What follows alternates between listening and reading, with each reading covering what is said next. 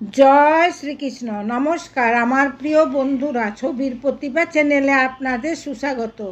বন্ধুরা, শ্রীকৃষ্ণ বলেন যে লোক সোজা ইনসানকে ধোকা দেয় সে ভাবে আমি অনেক চালাক হই, আমি জিতে গেছি, কিন্তু সে এই ভুলে যায় কি উপরওয়ালা সব দেখছে। ভগবান দেরি করেন, অন্ধকার নয়। যে স্বয়ং সোজা ইনসানদের ভরসা ভাঙে তার জীবনে না চেন বাঁচবে না শান্তি। তাকে হাসতে থাকা দেখা যাবে কিন্তু ভিতর থেকে জ্বলতে রইবে। তার কাছে সব হবে, পয়সা, লোক, সুখ, সমৃদ্ধি, কিন্তু শান্তি রইবে না।